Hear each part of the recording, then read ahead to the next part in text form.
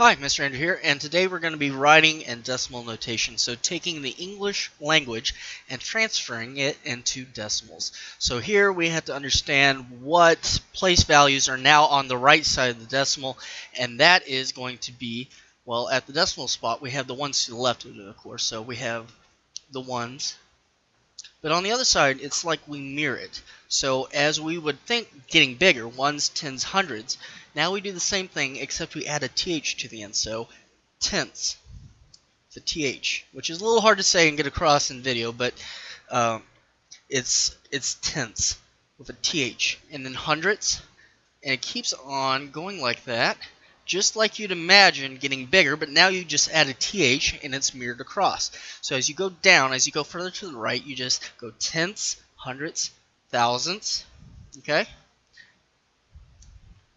If I can spell this correctly, thousandths. Okay, so here from there we're just going to base this off this.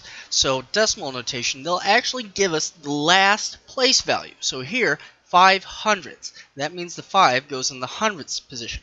So if I place my decimal, the first space to the right of it would be the tenths spot.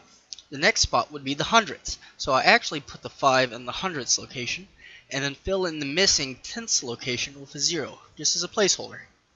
So I can write this as decimal 05, and to technically be completely accurate, I want to put a 0 placeholder in the ones, and that's just something that your teacher would probably like to see. This is a little bit more formal.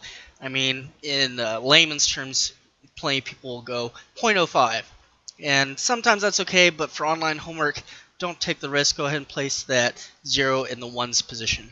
Now here we have a longer phrase, 3 and 31 thousandths. So here we have the word and. And always signifies a decimal. That's why in chapter 1 we never allowed you to use the word and when describing whole numbers. We said that is reserved for decimals. So here we get to use it. So 3 and, so I'm going to actually put a 3 decimal. So anything before the and is just going to be like chapter 1. You're going to write it out just as it was as a whole number. And here 31 thousandths. So thousandths is where it ends. So I have to go tenths, hundredths, thousandths, and that's where I place the last digit, the 1. In front of that, because it's 31, in front of that, and the hundredths location goes to 3. And then because we're out of things, we still have that tenths spot to fill. We have to place a 0 there. Now, if any of this is a little foggy, or you're wondering where I'm getting these place values from, I will attach a sheet, a PDF of the place values, so you can follow along, and that will be a little bit more clear than me writing, scrawling out these illegible ramblings on the bottom of the page. So print that out, follow along, and good luck. Hope this helped.